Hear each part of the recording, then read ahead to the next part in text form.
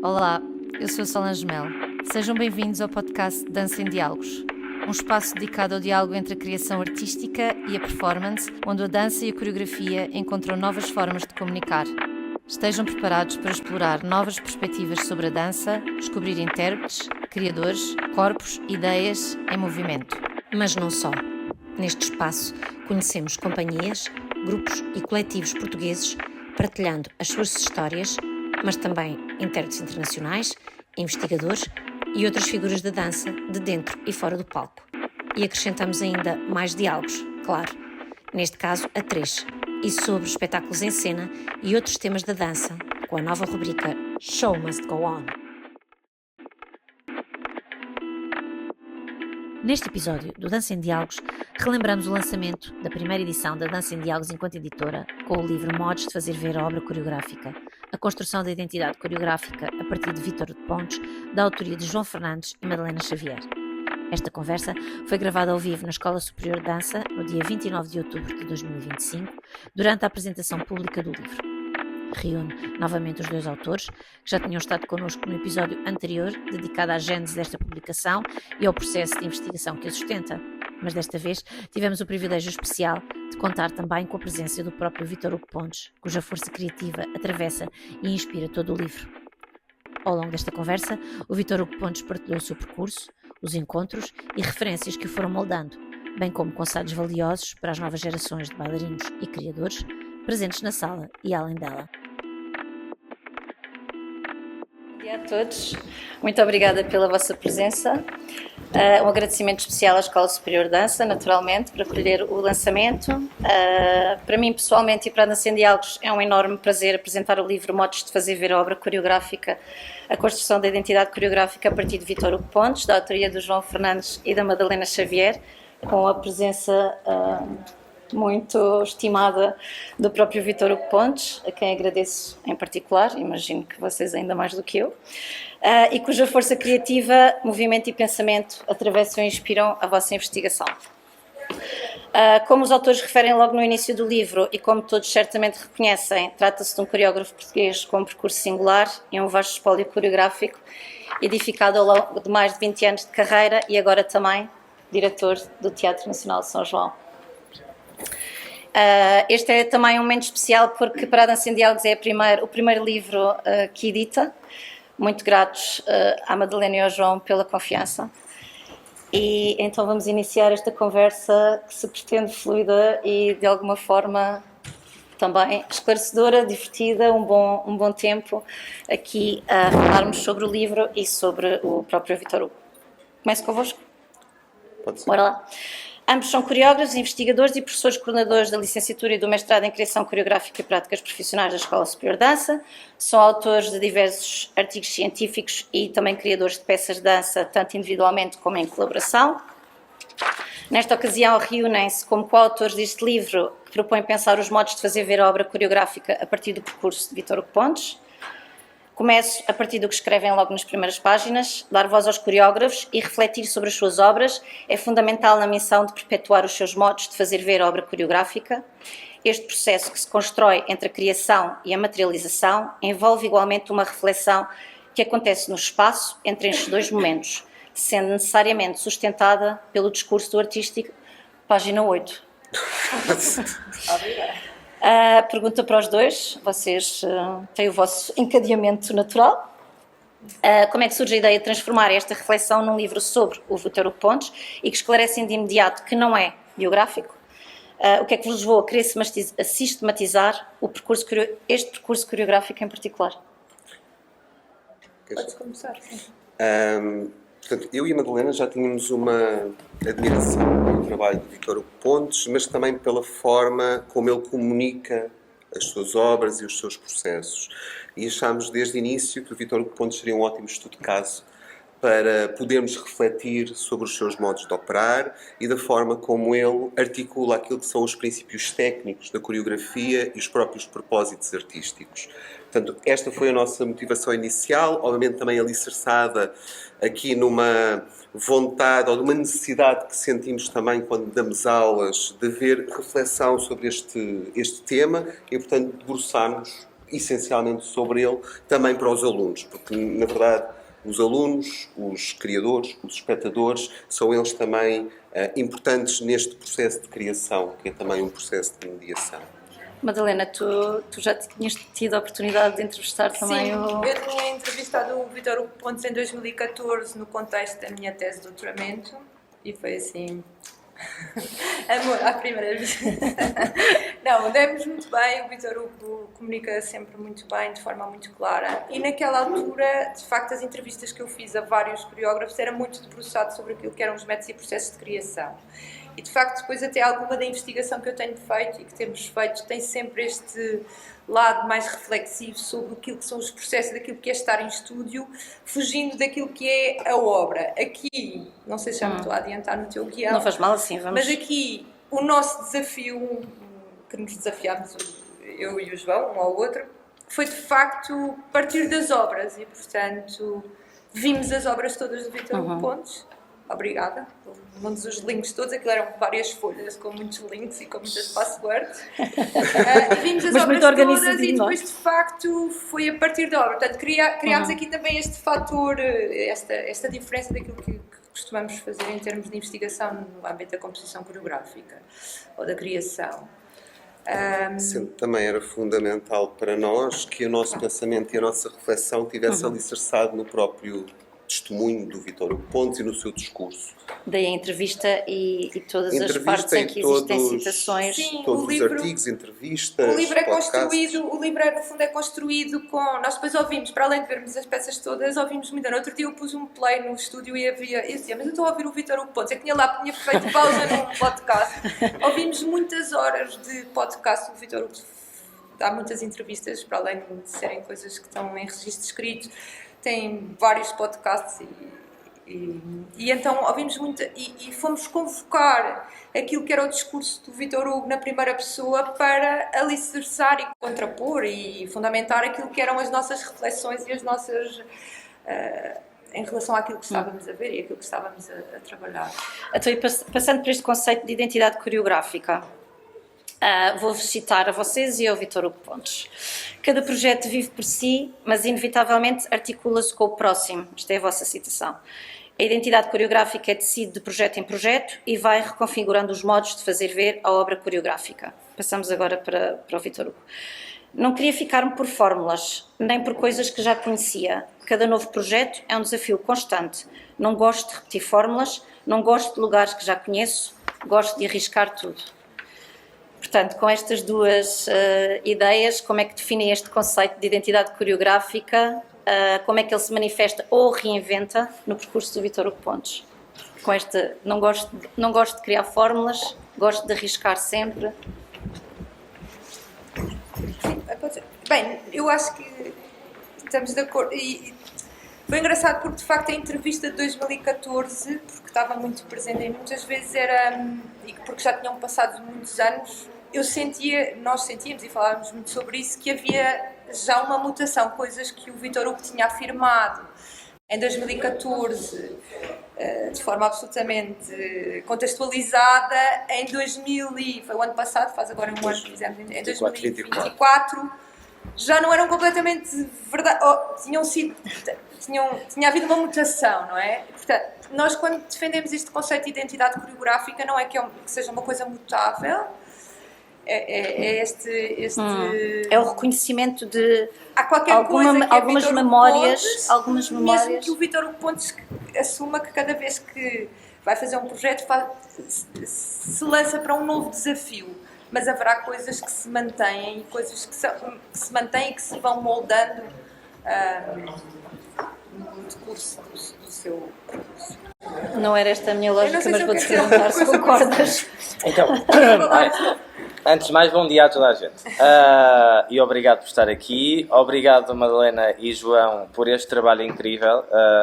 Este livro que eles fizeram é realmente incrível porque eu não sei como é que eles aguentaram ouvirem-me e lerem tudo aquilo que eu disse em coisas que estão escritas, em imprensa, e para mim foi muito surpreendente ao ler o livro encontrar citações de coisas que como é que eles foram ouvir isto que eu dei em Viseu, uma entrevista ou não sei onde. Portanto, foi mesmo um estudo bastante aprofundado do meu trabalho, daquilo que eu fui dizer. Desculpem, mas eu distraio-me facilmente. Podem entrar todos primeiro, provavelmente, e depois continuamos. Portanto, acho que eu queria mesmo agradecer-vos, porque é de uma grande generosidade eu ter alguém que pensa aquilo que eu fiz, pronto. E que é um outro trabalho. O trabalho do coreógrafo é fazer. O trabalho dos críticos e dos académicos é estudarem aquilo que uma pessoa faz. E, portanto, eles encontram mais relações, mais identidade do que nós próprios, porque estamos dentro das coisas. Portanto, para ver a ilha é preciso sair da ilha, né? E, portanto, é muito mais fácil quem não está na ilha ver a ilha do que quem está lá dentro. Tomando como analogia a ilha a minha criação. Portanto, é sempre muito mais fácil quando alguém nos questiona: olha, este ponto aqui, isto aqui é recorrente nesta peça, nesta aqui disseste isto, e tu começas a pensar sobre aquilo que vais fazendo. Porque o meu objetivo não é refletir sobre o meu trabalho, o meu objetivo é fazer o meu trabalho. Refletir, depois cabe às outras pessoas. E aqui, pronto, eu tive a sorte de ter duas pessoas que resolveram olhar para 20 anos de trabalho, para quase 40 criações, portanto, de diferentes escalas, inicialmente mais pequenas, e depois foram tomando proporções maiores, e olhar para elas e tentar perceber o que é que as ligava, que elementos é que havia, tentar encontrar o que é esta identidade. Inevitavelmente, aquilo que nós somos hoje não é aquilo que nós fomos há 10 anos atrás, não é que sejamos radicalmente diferentes, mas mesmo geneticamente, todas as células do nosso corpo se reproduzem no máximo de 7 em 7 anos, não há nenhuma célula que permaneça igual. Portanto, se não há nenhuma célula física que permaneça igual, muito menos outras coisas vão permanecer. Portanto, é normal que uma pessoa vá evoluindo, o mundo evolui e felizmente que nós vamos evoluindo com ele, porque senão estávamos muito mal e estávamos a voltar há anos atrás como nos querem fazer. Voltar. Portanto, acho que temos que pensar para a frente. E este pensar para a frente tem a ver com tudo, não é só com os passos de dança. Tem a ver com aquilo que nós queremos dizer com a dança. E o que é que isso também vai mudando. O que é que a mim me interessa dizer hoje não é aquilo que me interessava dizer há 20 anos atrás. Porque há 20 anos eu também tinha menos 20 anos de idade e pensava noutras coisas. Portanto, hoje tenho toda uma outra consciência que me interessa trazer também para o discurso. Tenho um outro tipo... Está toda a gente atrás. Tenho outro tipo de visibilidade também que me permite falar de outras coisas e elas poderem ser pensadas, repensadas. Portanto, a responsabilidade também é maior, a certa altura, mas é natural que as coisas não sejam exatamente as mesmas. Não é que mudei radicalmente e eu vou-me encontrando naquilo que faço. Eu consigo encontrar a minha identidade naquilo que faço. Há elementos que são comuns. E esses elementos que são comuns, a maior parte deles tem a ver com a formação que eu tive. Que pode ser uma formação que eu não segui. Eu sou licenciado em Artes Plásticas Pintura, portanto não sou sequer em coreografia, depois fiz curso de coreografia, mas não sou sequer em intérprete, não fiz a escola superior de dança, portanto estudei teatro, portanto isso tudo depois está no meu trabalho, está na minha identidade, na minha forma de ver e na minha forma de fazer. Portanto, o livro chama-se Modos de Fazer e Ver. Eu acho que é um bocadinho isso, a minha forma de fazer tem a ver também por aquilo que eu experienciei e vivi, pelas pessoas que encontrei, com que me relacionei. Tudo isso fez com que o meu trabalho também fosse mudando. Portanto, acho que é muito normal, também com vocês vai acontecer a mesma coisa. Aquilo que são agora, daqui a 20 anos, olha, se há 20 anos atrás me dissessem que eu ia estar aqui, que ia ser diretor de um teatro nacional, que ia ser coreógrafo, que iam estar a produzir um livro sobre mim, eu não acreditava. Portanto, acho que aí já está muita diferença. Desculpa, já falei foi muito. Ótimo, foi ótimo. Não é o que se mesmo. pretende. Eu queria falar um bocadinho sobre, partindo também do que o Vítor Hugo disse, de como vocês organizaram, não é? Portanto, vocês estruturaram naturalmente a vossa investigação em diferentes eixos, neste caso, temas, variações e contextos, um lugar para o amor, a diversidade dos contextos internos, o texto e a palavra, as práticas colaborativas, como é que surgem estes eixos, se partem mesmo do trabalho ou se é algo alargado que vocês também depois pretendem explorar noutros criadores. Bem, quando iniciámos esta investigação, nós ali fizemos um sistema de análise das obras coreográficas que obviamente resulta em algumas destas referências que tu disseste.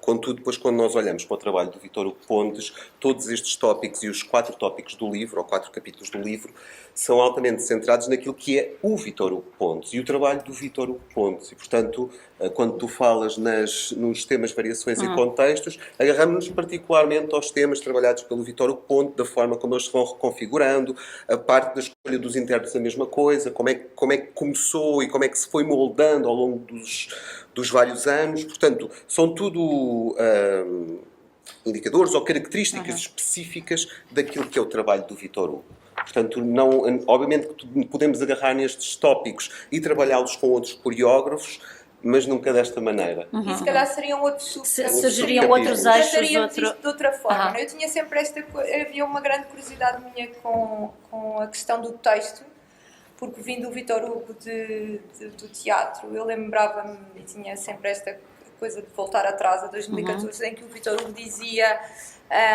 fujo do texto dito em cena, porque é o lugar de onde eu venho, e depois de repente o tempo foi passando, íamos cruzando e de repente aparecia o texto, e depois já era o texto, depois era o texto que fazia.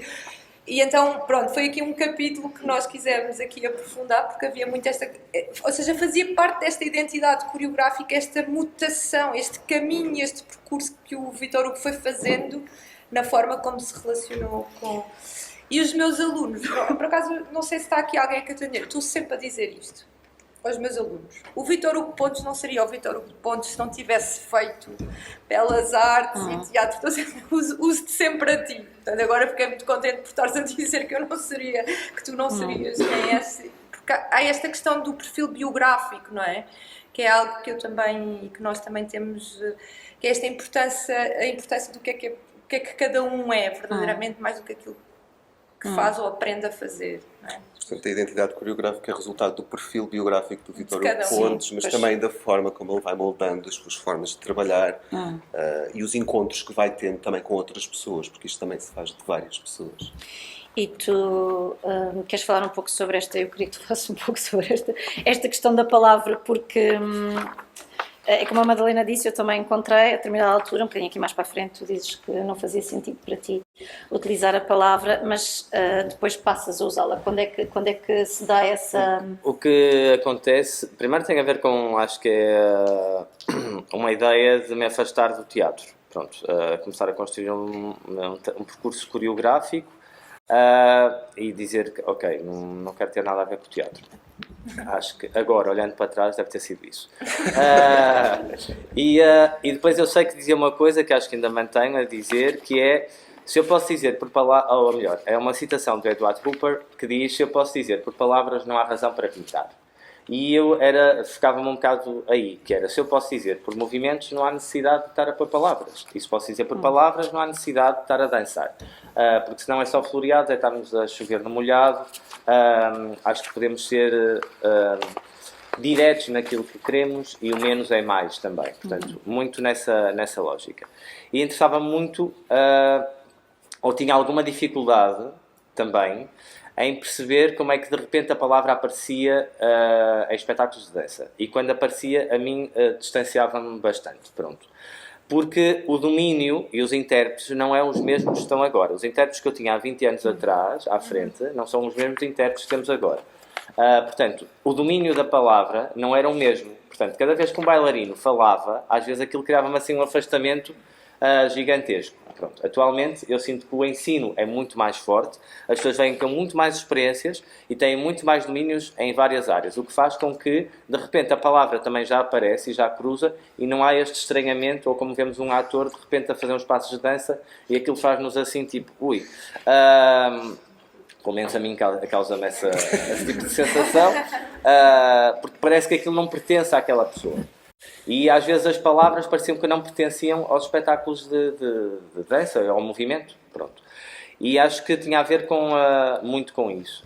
A partir do momento, se bem que a palavra depois esteve lá, mesmo que não dita, há textos, eu faço 2 espetáculos a partir de textos dramáticos, portanto, em que pego em 2 peças de teatro, primeiro peguei numa, depois passado outros anos peguei noutra, que foi um clássico do Chekhov, A Gaivota, que é conhecido, é um clássico, é muito conhecido, e pego nessa narrativa e faço exatamente aquilo tudo, mas sem usar uma única palavra, em que corresponde a uma estrutura dramatúrgica muito clara, que já está desenhada pelo Chekhov, aos conflitos, às tensões, está tudo lá, às personagens, há a cronologia, portanto eu respeito toda a cronologia, respeito os personagens. Tem uma criança a fazer, não é que há um adolescente a fazer que tem 7 anos, se é uma pessoa de idade, é uma pessoa de idade que está a fazer, se é uma pessoa que tem deficiência, é uma pessoa que tem deficiência a fazer, não é que há representações, há interpretações.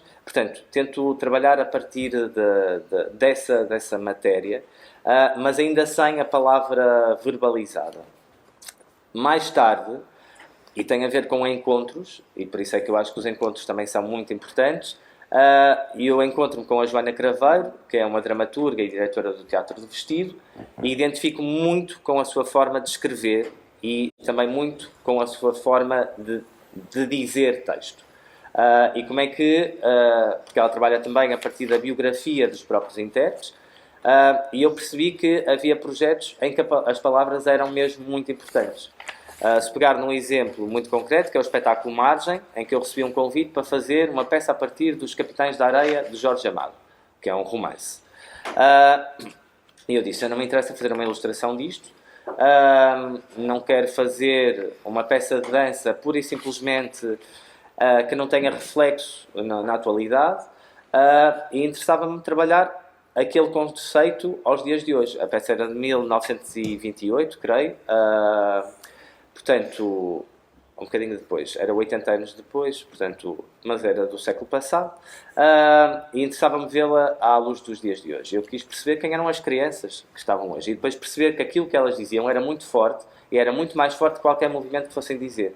Portanto, a palavra aparece, o texto aparece também dessa forma, porque para mim era muito mais forte elas poderem contar a sua história e nós ouvirmos, do que estarem por simplesmente só a dançar ou a movimentar-se. E, portanto, foi um bocadinho ainda em encontro que é, ok, a palavra aqui é o motor, portanto faz sentido. E a peça dialoga exatamente entre dança, teatro, ou palavra, movimento, música, ações. Okay. Não sei se respondi ou não, mas... Acho que respondeste imenso. Resumiste. Sim. Passei no exame. Passaste no exame inteiro. Queria passar aqui um pouco para a dimensão político-social do teu trabalho, e que vocês também falam sobre isso. Vou citar-vos. A interação com diferentes realidades tem transformado não só a sua abordagem artística, mas também a sua visão do mundo. Através do trabalho com novas gerações, o coreógrafo tem-se confrontado com questões como identidade de género e orientação sexual, num processo de partilha e aprendizagem com os próprios intérpretes. O seu contacto com comunidades marginalizadas também lhe trouxe uma maior consciência social e política, desafiando a percepção do mundo em que se vive. Com o tempo, esta crescente consciência social refletiu-se nos seus projetos, tornando-os mais politizados, não só no sentido partidário, mas na forma como abordam questões essenciais da sociedade contemporânea. Cito-te agora. Acho que tenho uma consciência política muito maior do que aquela que tinha antes. Acho que neste momento sou muito mais político. Sou muito mais político no trabalho que faço do que era quando comecei, mas não de forma partidária. Não é isso que me interessa, porque também não está relacionado com a minha forma de ser. Queres falar tu sobre isso? Querem vocês? É mais fácil ser o Vítor Pontes então, a falar, não é? Eu não sabia que vinha para uma entrevista. Isto é para nós usarmos agora. Está aqui tudo, já é levar para casa. Exato, é isso.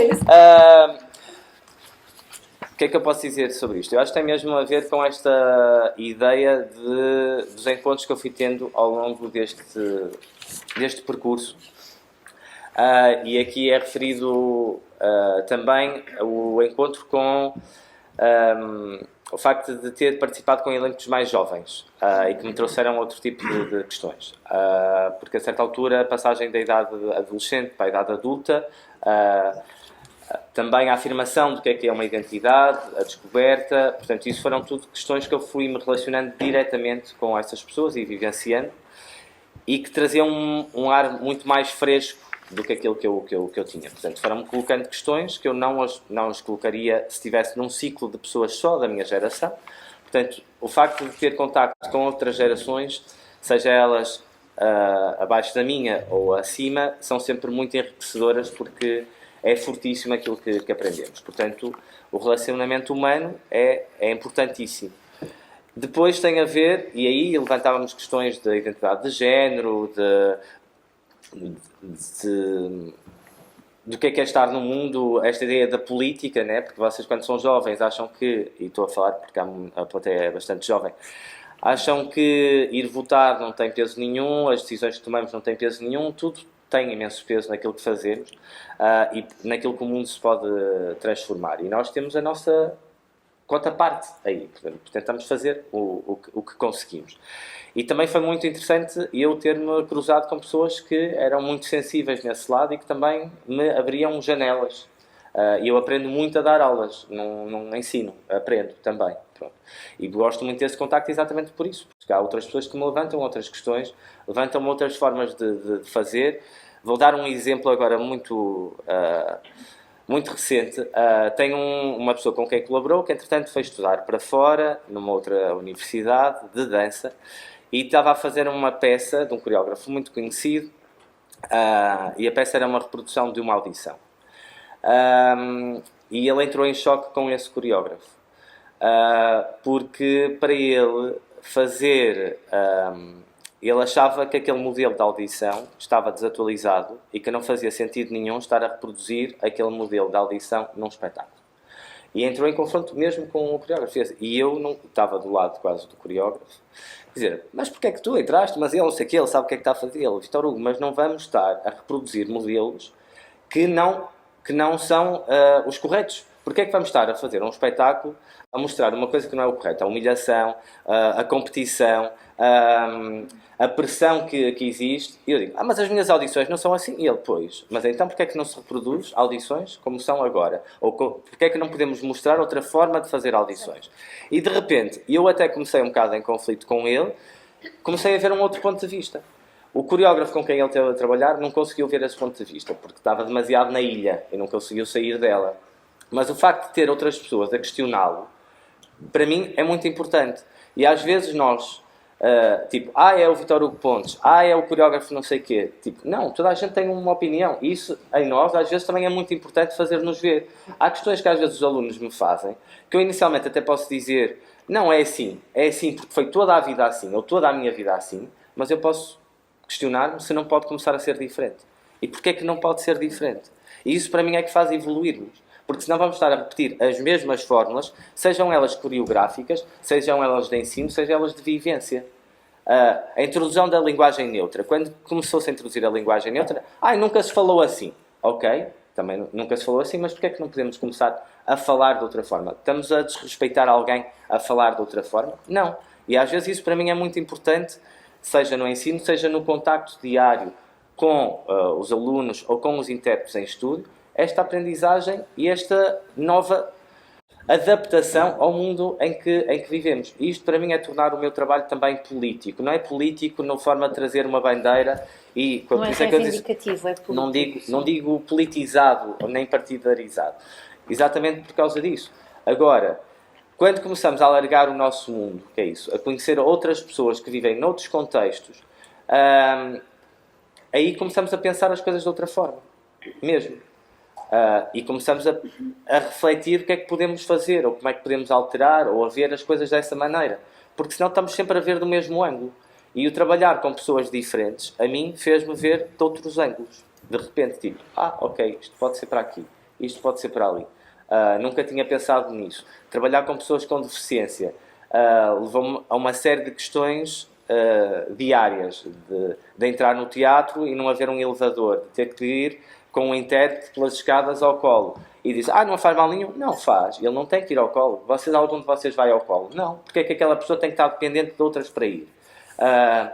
Isto é um pequeno exemplo, e isso só acontece quando de repente somos confrontados. E há coisas que nos passa ao lado. Uma pessoa que tem nanismo, às vezes vai a uma casa de banho e o trinco está lá em cima, e a pessoa quer ter privacidade dentro da casa de banho e não consegue fechar-se dentro da casa de banho para ter um momento. E isto passa-nos completamente ao lado, porque eu chego lá e eu fecho aquilo para mim está ótimo. Não é? E só quando de repente somos confrontados com outra realidade, calma aí. Eu quando fiz um projeto social na Moita, no Barreiro, aqui em Lisboa, nesta zona de Marvila, um meio no meio, de repente dei-me conta que ainda existem pessoas a viver em barracas, em Portugal, que era uma coisa que eu achava que já não existia, mas que existe. E de repente dizer, eles não têm luz elétrica, ou não têm que fazer em brasa para cozinhar, e eu achava que isto era tipo que não existia cá. Isto foi há 6 anos atrás, atualmente cada vez está a crescer mais ainda. Portanto, de repente às vezes nós vivíamos muito na nossa bolha e esquecemos que existem outras coisas à volta. E acho que neste trabalho que fui fazendo também, fui tendo a sorte de conhecer outras realidades. Pronto. E espero continuar a conhecê-las. Eu posso dizer mesmo que das coisas que tenho mais receio neste meu processo de agora ser diretor artístico de um teatro é de, às vezes, a burocracia ser tão grande e eu perder o contacto que tinha e que quero manter a ter com estas outras realidades e com estes projetos que para mim são muito importantes. Pronto. Se não pudesse ser eu, pelo menos ter uma equipa que consiga também fazer esse trabalho, porque eu acho que é mesmo muitíssimo importante. Não é só estarmos focados em nós, é em nós e nos outros. E tu teres falado agora nesta questão da equipa, traz-me também um bocadinho para esta parte que vocês focaram da prática colaborativa artística, que tu tens várias pessoas que ao longo dos teus projetos, da tua carreira, foste... Sim, acho que vamos criando sempre cumplicidades. Eu nunca tive uma ideia, nunca quis ter esta ideia de companhia. Porque acho que para cada projeto são pessoas diferentes, porque são necessidades diferentes. E também me interessa trabalhar com muita gente. Se eu me focasse a 6 pessoas ou a 10, eram aquelas 10 que iam estar durante 20 anos comigo e nunca teria a oportunidade de conhecer outras. Portanto, ia estar completamente fechado. Para aquelas pessoas era tristíssimo, porque só iam trabalhar comigo da minha forma de trabalhar, seja muito boa ou muito má, mas também só consegues perceber isso quando tens outras experiências. Portanto, é bom as pessoas irem e terem outras experiências, porque a seguir voltam muito mais ricas. E eu acho que as pessoas não servem para fazer tudo.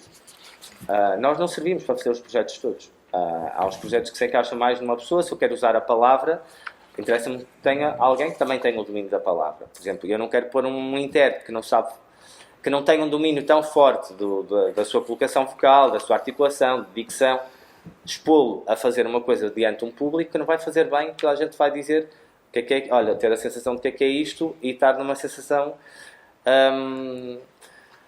de me sentir constrangido de estar a ver aquilo porque a pessoa está a ser exposta a uma coisa que não sabe fazer. Pronto.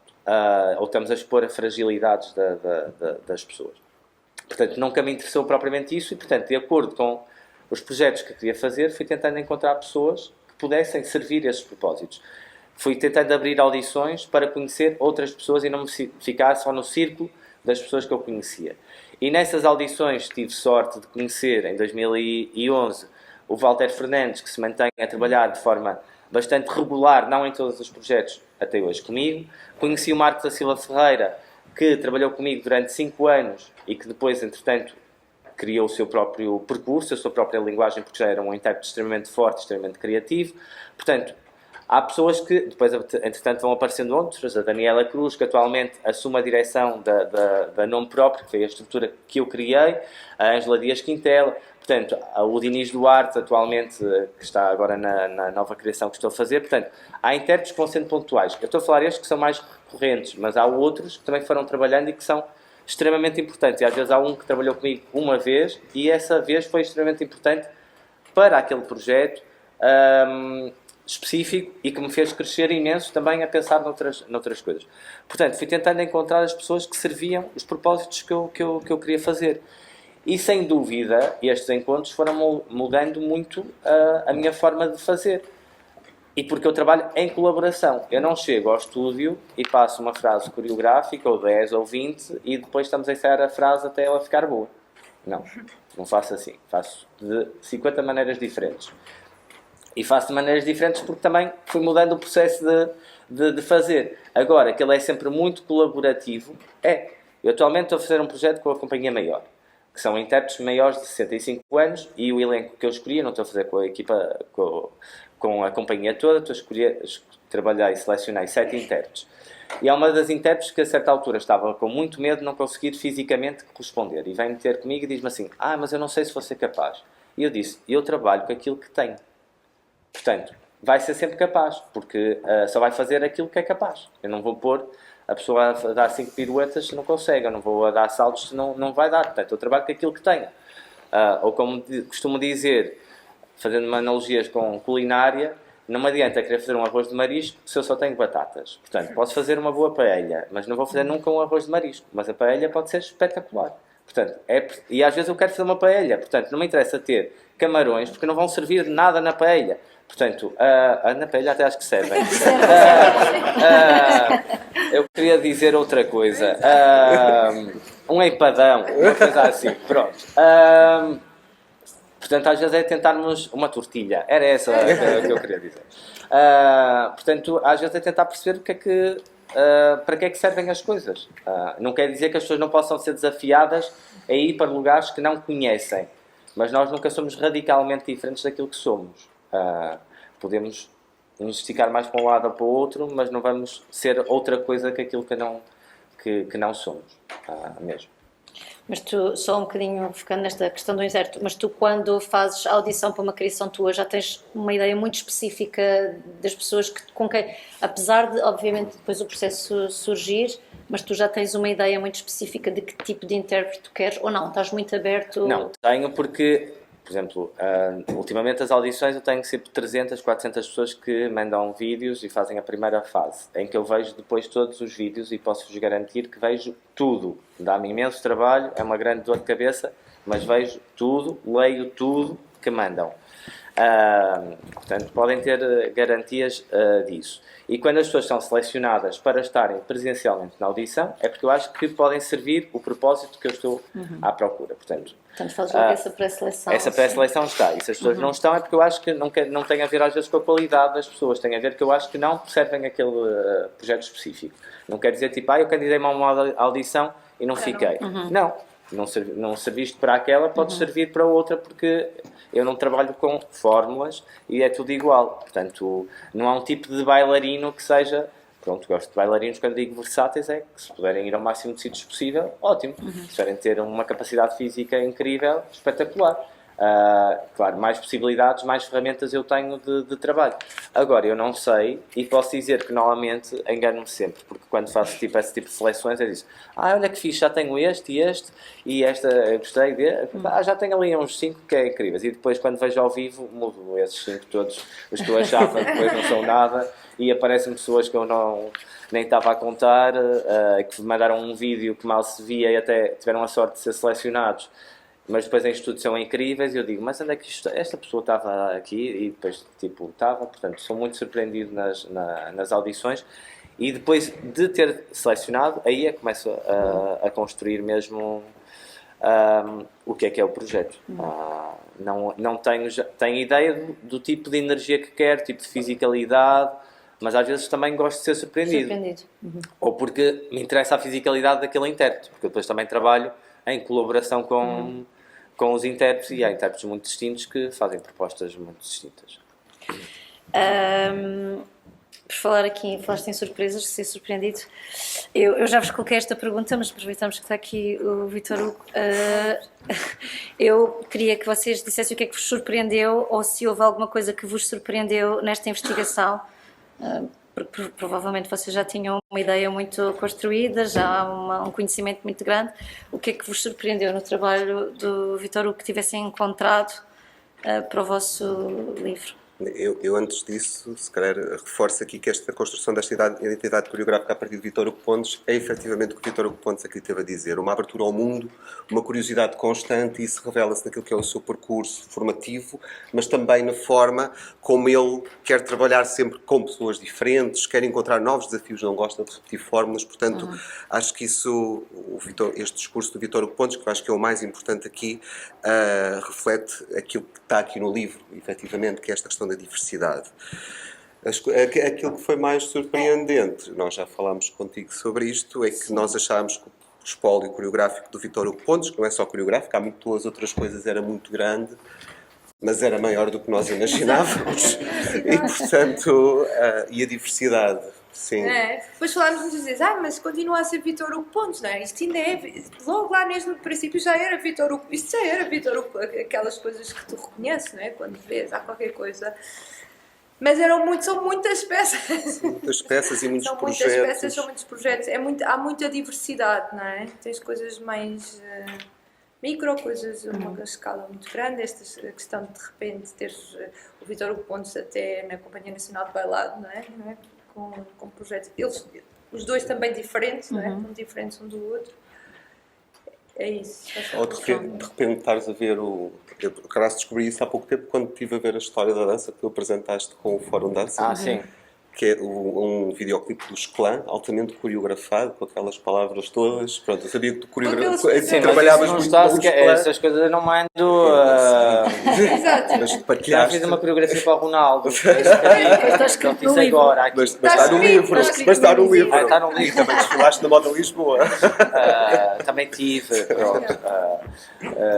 Não, eu sempre fiz muita coisa ao mesmo tempo. Só para vocês perceberem, pronto, quem não me conhece, eu quando tinha 17 anos, e é quando queremos decidir o que é que queremos ser ou fazer na vida, né? Tipo, e agora vamos para onde? Eu já fazia teatro, porque eu comecei no teatro. Não, comecei no rancho folclórico, mas isso não interessa agora. Vão ver a história da dança, que vem em outro lado ainda. Isto para dizer o quê? Que agora partilho. Fizeste muita coisa aos 16 anos, tiveste E então era aquela coisa, o que é que vou fazer ou seguir? Pronto. E então eu inscrevi-me em 2 cursos. Portanto, eu fiz o curso de teatro, de ballet teatro, escola profissional, e o curso de belas artes ao mesmo tempo. E o teatro universitário à noite. Portanto, eu tinha um horário das 8 à meia-noite, todos os dias. E tinha que decidir se ia às aulas de pintura ou se ia às aulas de interpretação no ballet teatro. Ou se fazia a cadeira por exame, porque queria fazer um projeto e então fazia por exame. E, portanto, a intensidade foi sempre gigantesca. E de repente, quando começa a produzir, também começa a produzir de forma muito constante, e porque era desafiado para diferentes tarefas ou projetos e eu queria agarrar tudo. Portanto, eu chegava a fazer 3 projetos por ano. Para certa altura, comecei a perceber que não dava, porque os teatros não tinham essa capacidade e nunca na vida me iriam programar 3 vezes no mesmo ano e eu estava a ser concorrente de mim mesmo. Portanto, comecei a tentar reduzir. Mas trabalhei, eu tenho uma colaboração com os Clã desde 2004, há 21 anos, que grande parte das pessoas não sabe, mas todos os videoclipes, todas as cenografias, todos os concertos que eles fazem, são encenados e dirigidos por mim. E é uma coisa que ninguém sabe, ou pouca gente tem conhecimento disso. Portanto, há uma série de colaborações que eu fui tendo também com outras pessoas, paralelas, que não é só o meu trabalho coreográfico ou os espetáculos que eu fiz. Eu sou professor em várias escolas, fui professor na Universidade do Minho, no curso de teatro, durante 12 anos, 13 anos, e é uma coisa que pouca gente tem conhecimento. Portanto, para além da criação, da formação, de colaborar, portanto, foi sempre um trabalho, tive sempre muito ativo. Pronto. E gosto desse lugar, às vezes é um bocadinho mais e digo que tenho que acalmar, mas depois, inevitavelmente, pronto, tenho um grande problema que é não conseguir dizer que não. E por isso é que estou aqui às 11 da manhã e devia estar num ensaio na Companhia Maior. Mas estou a tentar articular as coisas porque não consigo dizer que não às felicitações. Mas eu também não vamos... Eu queria, antes de mais, dizer uma coisa que eu já tinha partilhado também no nosso podcast, que eu acho que vocês fizeram um trabalho de investigação notável, naturalmente, mas que vocês conseguiram fazer um livro que com toda a seriedade e com toda a investigação que tem, é um livro que não tem uma densidade na leitura, portanto eu quero ler, interessa-me ler, e eu acho que isso também é importante para todos os jovens intérpretes e não só que temos aqui, não é? É uma coisa, ok, Vítor Hugo Pontes, eu vou ler este livro sobre o Vítor Hugo Pontes que tem imensa investigação e eu sinto como se estivesse quase a ler algo que eu tirei da prateleira e que escolhesse ler, não que alguém me propusesse ler. Lê-se bem, lê-se bem. Não, lê-se bem. Mas é um elogio, é um elogio no sentido em que tem muito... Não tem É só texto. Se tivesse imagens, então... Exato. Não, é só texto e tem muitas citações tuas e tem muita análise vossa, mas tem uma análise bonita. Eu queria mesmo dizer isso. Sim, e pronto, obviamente temos que agradecer muito ao Vítor Hugo Pontes que nos permitiu entrar no seu universo e na sua vida, mas também temos que agradecer ao IPL que financiou a investigação através dos IDICAs. Que foi o que no fundo nós fizemos um projeto de investigação IDICA que no fundo foi o que nos permitiu fazer a investigação para depois produzir o livro. A Maria Helena, que é uma aluna uma aluna do curso de mestrado em Criação. E teve uma bolseira no projeto de investigação. Também viu muitos vídeos. E que nos ajudou a fazer a sistematização. E ao INET, que promoveu aquilo que é a edição física deste livro, porque nós também, quando começámos este projeto, não pensámos que se isto ia transformar nesta obra de arte. E também a Ana Freitas, que fez o design gráfico, não está cá, mas articulado com este nosso princípio, que era o diálogo do nosso discurso com o criador, neste caso. E que no fundo foram estas pessoas todas que depois também nos foram motivando e que nos dão vontade agora de fazer mais, porque a ideia agora, inclusive esta ideia do Modos de Fazer Ver a Obra Coreográfica, para nós já é o título de uma coleção e, portanto, o que nos interessa agora é fazer outras visões de outros aspectos, de outros coreógrafos, se calhar já não são coisas isoladas, podem ser vários coreógrafos juntos, mas pronto, e no fundo, se não fosse a generosidade destas pessoas todas, de todos os envolvidos, se calhar tínhamos ficado pelo projeto de investigação e acabava ali, mas deram-nos de facto esta motivação para continuar. Por isso, muito obrigada. E vocês também, quando acabarem estes exemplares físicos, vão disponibilizar também o PDF ou vão já disponibilizar o PDF? Sim. Os alunos, que estão aqui muitos que quiserem, basta passarem lá no gabinete e o livro é totalmente gratuito. Sim. Certo? Os professores receberão e temos um conjunto de livros que será distribuído pela Dança em Diálogos, que será para várias escolas, para as bibliotecas de várias escolas, do ensino superior, do ensino artístico especializado. Algumas internacionais também. No fundo fizemos isto, não é? Que é esta discussão sobre... que o conhecimento se possa proliferar. O conhecimento não ficar, pronto... Sim, depois a edição, respondendo à tua pergunta, a edição digital mais para a frente, quando no fundo, se tivermos já só pouquinhos exemplares, faremos a disponibilização no repositório científico do IPL da versão digital. Ok, queria só terminar com uma... contigo. Queria só... desculpa. Exato, desculpa. Vou aqui às minhas notas, rapidamente, gosto muito desta frase, queria só que tu ouvisses de novo. Durante muito tempo questionei-me sobre quem era e o que fazia, porque aquilo que somos e o que fazemos não é a mesma coisa. E passar precisamente para agora, passado 20 anos, o que é que te continua, ou o que é que te motiva para continuar a criar e agora a programar no teatro em 30 segundos. Já espremeste o Vítor Hugo Pontes. Vais dar insight? Em 30 Pontes. Vais conseguir? Em 30 segundos. Claro que sim. Estás a brincar. Eu acho que é sempre uma vontade de caminhar em direção a algo que eu não conheço. Há sempre um medo do desconhecido, né? O medo daquilo que nós não sabemos o que é, temos medo do escuro porque não sabemos o que é que está lá, né? Mas eu acho que é esse também um fascínio que eu tenho, que é tentar perceber aquilo que ainda não sei. E por isso é que me desafiei, quando me candidatei ao Teatro Nacional São João, foi exatamente por isso, que é nesta vontade de tentar dar um salto para algo que eu... não é que não tenha ferramentas para isso, né? Sinto-me com ferramentas para caminhar nessa direção, mas que não conheço e que é um desafio, porque estar a fazer sempre a mesma coisa não é uma coisa que me atraia mesmo, de todo. Portanto, para mim interessa-me muito perceber o que é que vem aí e perceber fazendo, vivendo, estando. Eu costumo dizer sempre para haver ação tem que haver conflito. Conflito não é andarmos à porrada uns com os outros. Nós, para nos conseguirmos movimentar, estamos em pé. Para dar um passo, temos que nos colocar em desequilíbrio. E só colocando em desequilíbrio é que o corpo vai reagir e vai agarrar-nos à frente. Se nós nunca nos colocarmos nessa posição de desequilíbrio, vamos estar sempre no mesmo sítio. E a mim interessa-me estar constantemente a desequilibrar e perceber para onde é que o corpo vai. E depois daí, dar um outro passo. E dar um outro passo. Dar passos conscientes, pronto. E depois de voltar-te a equilibrar e perceber, ok, e agora para onde é que me interessa ir? Mas interessa-me sempre conhecer aquilo que ainda não conheço. E há muita coisa que não conheço.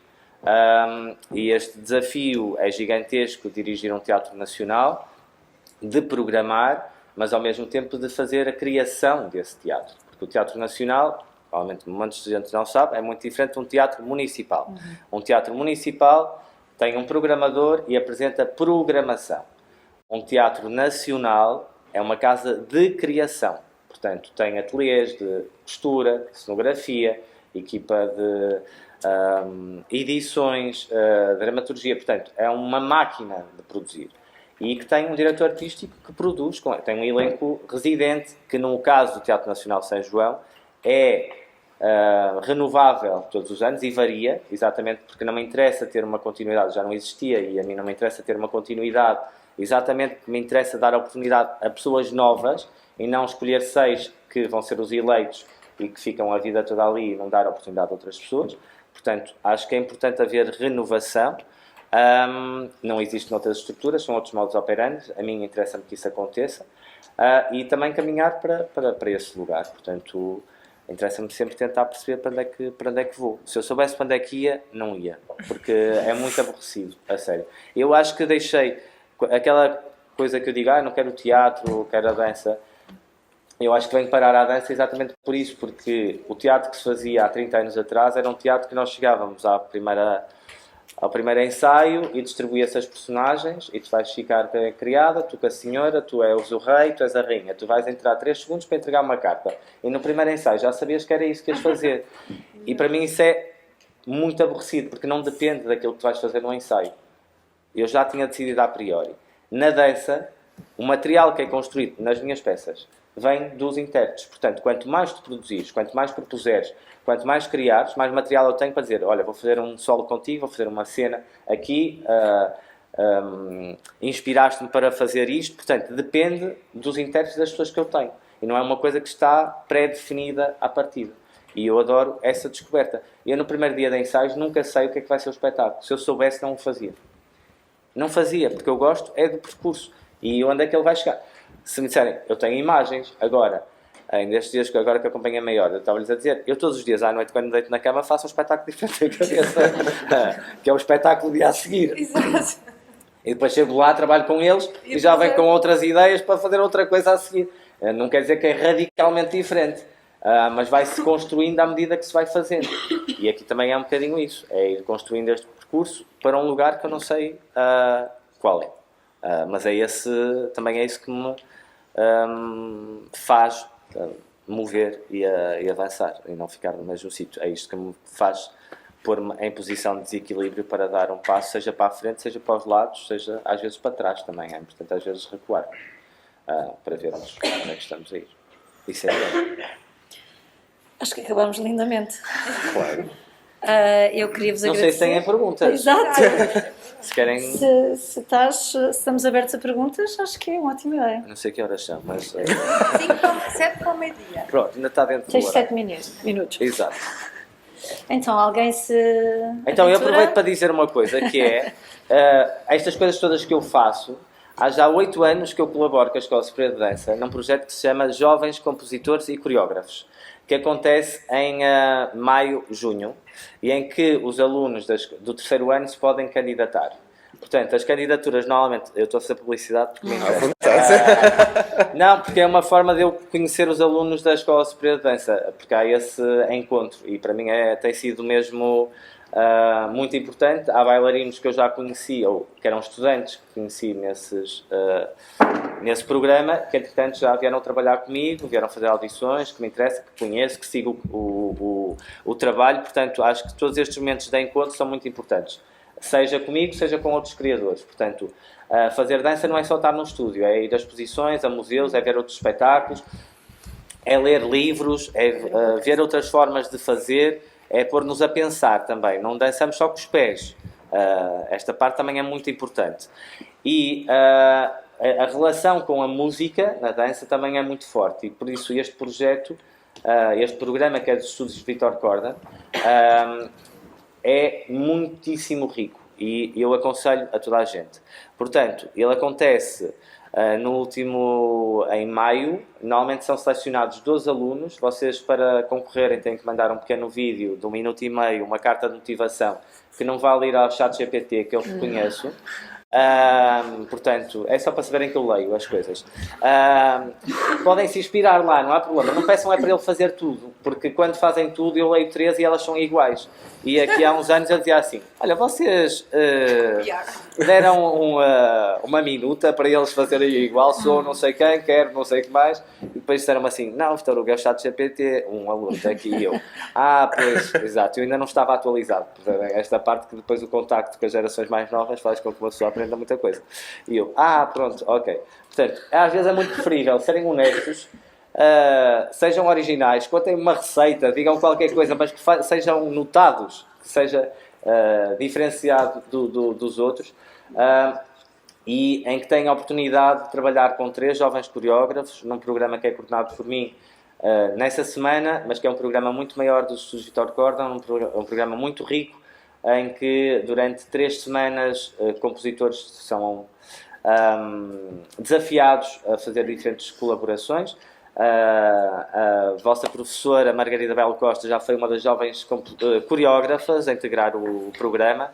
A Maria, que está ali, que colabora no livro, também já fez o programa como bailarina. Portanto, aconselho. Eu sei que vocês depois também têm outros desafios, têm que pensar o que é que querem fazer, mas deixo já aqui a minha nota de intenções, que vale muito a pena fazerem. Portanto, tentem concorrer e estar presentes. Aliás, nós escolhemos o 3º ano praticamente para estar aqui exatamente para dar essa informação. Que é para depois saberem quem eles são. Exatamente. E pronto. Portanto, então, não dá para todos, é só para 12, mas concorram. Pronto, é isso. E se não tiverem mais nada que perguntar... Perguntas? Posso falar, enquanto diretor da escola, e felicitar o João Fernandes e a Madalena Xavier pela qualidade e, sobretudo, pela pertinência da investigação. A Solange também por ter aderido a esta disseminação do conhecimento e fazeres isso também de forma diária e permanente, através da dança em diálogos e do podcast. Ao Vitor Hugo Pontes, não tenho nenhuma pergunta em concreto, porque de facto tu és brilhante e respondes tudo na perfeição. Ou seja, aqui acho que a pertinência de estarmos numa escola tinha a ver com qual é o teu lado inspirador e o que é que tu fazias com 17, 18, 19, 20 anos, que é aqui a idade etária, aqui o grupo etário específico. Tu já acabaste por dizer o que é que fazias, qual era a tua atitude com 17 anos, com 18, e a ponto com a atualidade é, tu obviamente que és diretor do Teatro Nacional de São João, porque já tinhas essa atitude que tens hoje, é a atitude que tinhas com 17 anos, pelas palavras que tu mencionaste. Nessa altura não nos conhecia. Na altura não nos conhecíamos, tu ainda não me inspiravas, mas eu também há 20 anos, quando te conheci, não sabia que ia estar aqui contigo. Portanto, a pergunta era mais densificar o que é que tu fazias na idade de formação mais em bruto, em que tu começas, tu já disseste, começas a assumir uma especialidade, e a cruzar disciplinas. O que é que tu sugerias? Ou seja, como também tu, tal como a Solange, percorrem o país e veem muitas escolas, trabalham com muitos intérpretes e veem essa evolução dos últimos 20 anos, o que é que aconselhariam, se não, acreditando que o país absolutamente, a comunidade é ultra dinâmica e tens vivências mais académicas e assumidamente não académicas, como é que aconselharias esta plateia para eles acreditarem que vão continuar a trabalhar em dança e fazer cada um uma especialização diferente num contexto da arte, da cultura e da cidadania? Eu acho que respondi um bocadinho isso já, que é esta ideia de que dançar não é só dançarmos com o corpo ou com os pés, pronto. Portanto, acho que o verem muita coisa, é importante termos referências, é importante ver espetáculos para percebermos, ver espetáculos e estudar, perceber quem é que é a ficha técnica, perceber quem é que é o cenógrafo, perceber quem é que é o desenhador de luz, de quem é que é a música, quem são os bailarinos, para ir conhecendo a comunidade. Isso é muito importante, não é só o nome do coreógrafo, é o nome de toda esta equipa, porque depois eu às vezes vou ver um espetáculo e sei que a cenografia é de não sei quem que me interessa, ou que a música é de não sei quem, e que eu quero muito ir ver, e até vou ver o espetáculo, não é pelo coreógrafo, não é por não sei quem, mas chego lá por um outro lado. Portanto, ter esse conhecimento é mesmo muito importante. Fazerem o máximo de formação e de experiências possíveis que vocês conseguirem. Porque aí é que vocês também se vão encontrar. Porque por vezes podemos nos cruzar com um professor que não nos identificamos com a sua linguagem e está tudo certo. E de repente vamos nos cruzar com outra pessoa que nos abre imensas janelas e imensas possibilidades. E não quer dizer que o professor anterior tenha sido menos correto connosco. Às vezes não dialogou connosco, ou não nos percebeu. Eu tenho uma coisa que eu quando acabei o curso de teatro, pelo facto de ter feito 2 cursos ao mesmo tempo, não era que fosse a pessoa mais grata na escola, porque eu faltava bastantes vezes. 50%, 50-50, nada, metade. Não, era mesmo. E no início era um bocado tipo, era aquele que andava sempre a faltar. Era como se fosse mandrião, né? Mal eles sabiam que eu andava a tirar outros cursos e por isso é que ia ali. E quando ia era porque queria muito fazer aquelas aulas.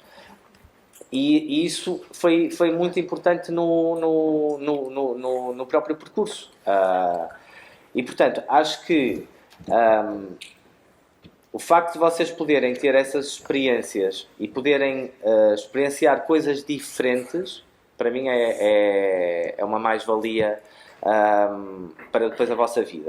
E o que eu ia dizer é, o facto de eu ter sido esse aluno, nem sempre fui das pessoas que foram logo chamadas para trabalhar.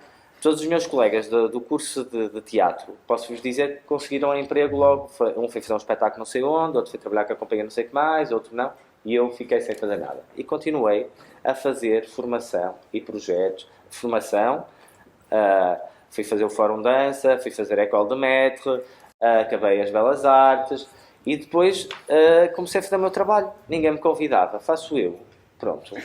E comecei a fazer. E quando fui fazer, eu já tinha tanta formação que o meu trabalho era muito consistente. Portanto, a primeira vez que apresentei uma coisa, a seguir convidaram-me logo para fazer outra coisa. E depois convidaram-me para fazer outra coisa e foi uma bola de neve. Mas em vez de ficar quieto em casa à espera de os outros todos têm emprego, eu não tenho, estou aqui sem fazer nada, vou ver Netflix. Não havia. Nem internet nessa altura. Portanto, tínhamos mesmo que ir para o terreno. São gerações muito diferentes, não havia internet, portanto não dá para ver vídeos dos coreógrafos, não sei o quê. Eu lembro-me, parênteses, fui ver um espetáculo, eu andava, na altura das Belas Artes, andava com uma mini câmara sempre, foi um investimento muito grande que eu fiz para ter. E eu confesso que vim ver um espetáculo da Pina Bausch e gravei o espetáculo da Pina Bausch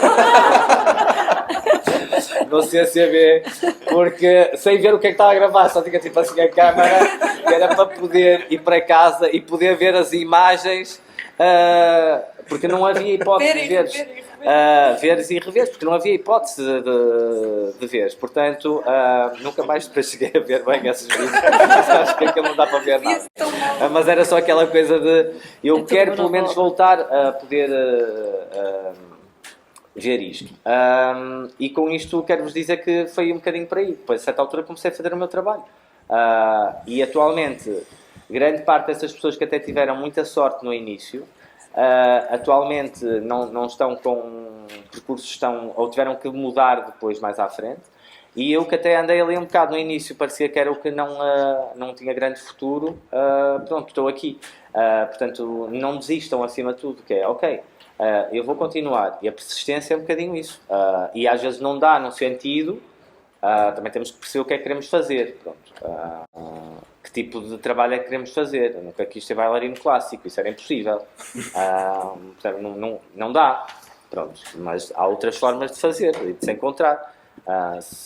Se gostaria, sei lá, não sei, provavelmente quando era mais novo, provavelmente gostava de ter feito um percurso mais académico ligado à dança clássica, que nunca tive. Mas depois encontrei outros caminhos para eu fazer. E isso foi mesmo muito... Para mim, eu tive uma experiência muito forte com uma professora, já não sei se disse isso, porque já disse... Margarida Betancourt. Porque eu, quando comecei a fazer com ela, eu não conseguia fazer nada das aulas de Cunningham. Tipo, era completamente tudo ao lado, não dava. E depois ela fez-me crer, dizer assim, não, mas faz à tua maneira. Tipo, não levantas a perna lá em cima, levantas aqui. 45, não era? Não foi 45. Mas... És tu, é a tua identidade e potencia isso, pronto. E foi um bocadinho por aí, tipo, eu não quis ser igual aos outros, eu quis encontrar a minha própria identidade, seja ela coreográfica, seja ela como intérprete. E às vezes é um bocadinho por isso, mas exige esforço. Eu levantava até aqui, mas trabalhava para que ela chegasse lá acima, não é? Está aqui agora, pronto, não faço nada, pronto.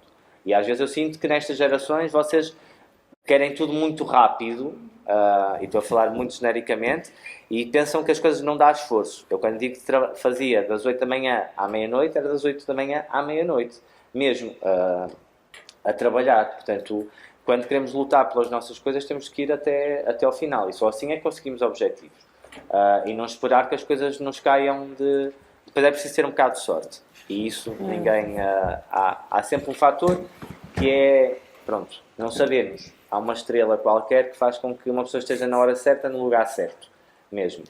Para ouvir, para me dizerem, este curso, esta audição, se eu não me tivesse cruzado com aquela pessoa, nunca teria ido ali àquele lugar. Provavelmente teria ido para outro, porque a persistência estava lá, né? Mas acho que é isso, é não desistirem e persistirem, pronto. E não darem nada como garantido, porque nada é seguro, todos os dias é preciso trabalhar. Todos os dias é preciso trabalhar. Mesmo. Trabalho.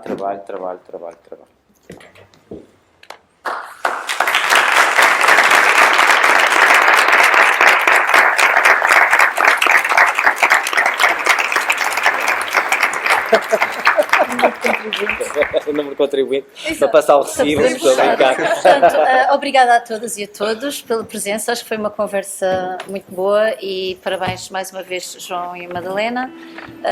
Aguardamos os próximos modos de fazer ver a obra coreográfica.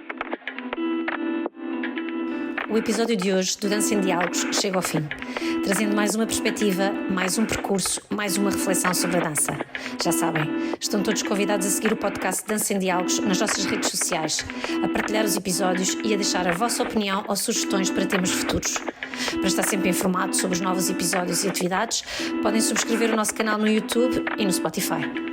Além disso, está disponível a nossa newsletter em ddialogos.com, onde podem conhecer melhor a Dança em Diálogos e todos os seus projetos e dimensões. A Dança em Diálogos é uma plataforma de criação, produção e programação em dança, com um enfoque particular em projetos de mediação e participação de e com diferentes públicos e comunidades. No próximo episódio, vamos continuar, claro, com mais dança e mais diálogos. Eu sou a Solange Mel e espero voltar a estar convosco em breve.